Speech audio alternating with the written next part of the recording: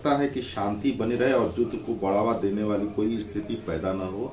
Ukraine और Russia के बीच जो युद्ध चला है, इसको लेकर के ऐसा है भाई साहब, ये गंभीर मामला है, विश्व के लिए ये है, हम भारत के लिए ज़्यादा गंभीर है।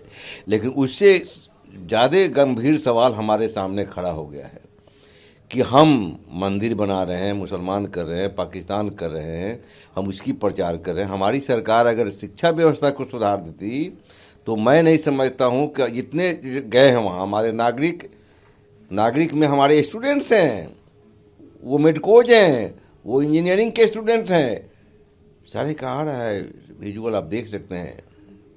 दे are the student of the 3rd years, 4th years, final years, new entrance. तो ये जो है, ये एक सवाल आया है सामने कि देश की जो हमारी जो ये है, पूरे चौपट हम लोगों ने किया।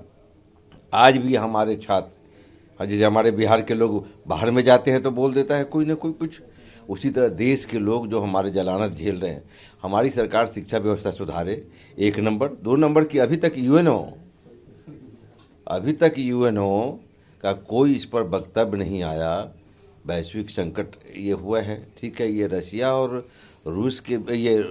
और अमेरिका के बीच में रस्साकसी चले और पूरा विश्व भुगतेगा। आज जो दुनिया का स्वरूप है, उस स्वरूप में पहले बात तो आप देख लीजिए ना कि चुनाव नहीं हुआ होता, जब हमारे यहाँ प्रति बैरल तेल का जिस समय यूक्रेन में और ये में कम था, ओपेक में, और जो ये है ऑयल प्रोड्यूस कंट्रीज है, तब तो हम बेच रहे थे 100 रुपये, बेच रहे थे 110 रुपये। अब कैसे बेचेंगे अपने लोगों को?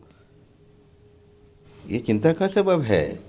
इसलिए हम माननीय प्रधानमंत्री जी से, अपने देश की सरकार से ये आग्रह करेंगे कि अभी भी लब्बाजी छोड़ के देश की अर्थव्यवस्था पर ध्यान दीजिए, देश की शिक्षा व्यवस्था पर ध्यान दीजिए। परिवारवादी जमीनी हकीकत इतने दूर हैं कि जमीन पर क्या हो रहा है यह नहीं देख पाते।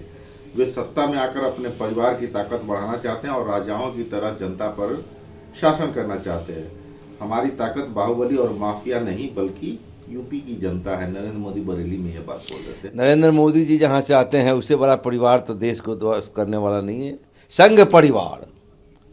तो उस परिवार से तो पूरा देश अविश्व ये है, पूरी दुनिया में हमारी जगहसाई हो रही है। संघ परिवार के जो करतूत है, हम दुनिया में ये मैसेज कन्वे कर रहे हैं कि हमारे भारत में सारी जो हमारी जो संरचना है, साझी विरासत है, जो हमारी देश की जो खूबसूरती है, गंगा जमुनी तहजीब है, उसको हम नष्ट कर रहे हैं। और एक परिवार वाला, अगर ये परिवार जो सबसे बड़ा परिवार है, जो बैठ के नचा रहा है जमूरा को, जमूरा बोल, जमूरा उठ, जमूरा बैठ, जमूरा चुप, तो उस परिवार के तो प्रकोप से देश झलस रहा। छोटे छोटे परिवार वाले तो रहते हैं। हम पिछले 2-3 महीनों से सुन रहे हैं कि ईडी आए और हमारे पिता नवाब मलिक ने हमें सावधान रहने के लिए कहा, लेकिन हमने सब कुछ ठीक किया है। मेरे पिता निडर होकर के बोलते हैं, इसलिए ईडी और एनसीबी हमारे पीछे है। मुझे यकीन है कि मेरे पिता बाहर आएंगे। यह एक न्यायिक लड़ाई है और हम लड़ेंगे।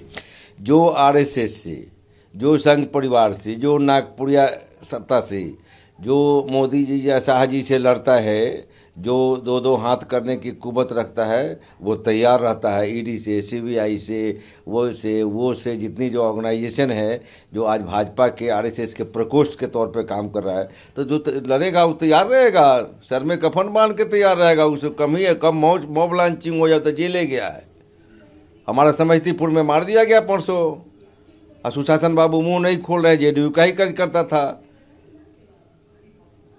तो गाय, साड़, बैल, हिजाब, इसमें देश को जो बरगला करके हमारी शिक्षा व्यवस्था चौपट, हमारी स्वास्थ्य व्यवस्था चौपट, हमारे देश के अर्थव्यवस्था चौपट, अडानी अंबानी, अभी 60,000 करोड़ का फिर आया ना, कहा गया वो अग्रवाल बंधु। रोज प्लांटेड न्यूज चलेगा, रोज इनका जो IT सेल का ही चलेगा।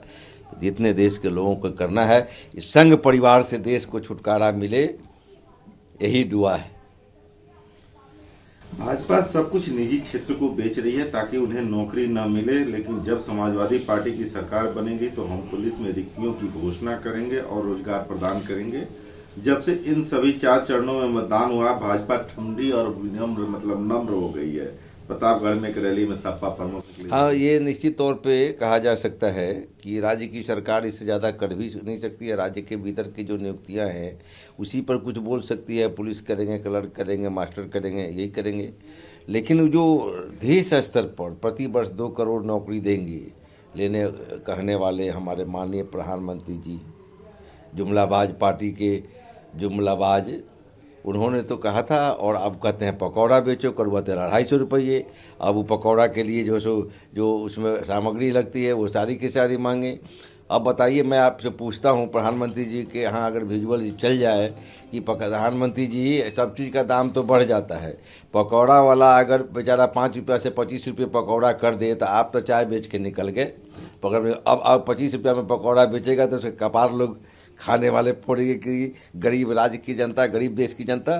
तो पकौड़ा की भी माहौल ख़त्म कर दिए और सबको कह दिए कि सब मॉब लंचिंग में लग जाओ। इसलिए हम लोग को तो सुधारना ही है। समाजवादी सरकार आएगी तो वो जितनी लांछना लगाएं, हम तो उस कॉन्सेप्ट पर काम करेंगे। लोगों को रोजगार दे, लोगों को नौकरी दे, सामाजिक न्याय हो।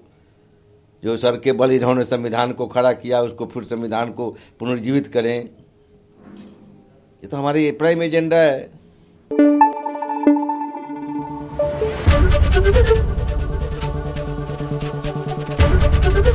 एबीपी न्यूज आपको रखे आगे।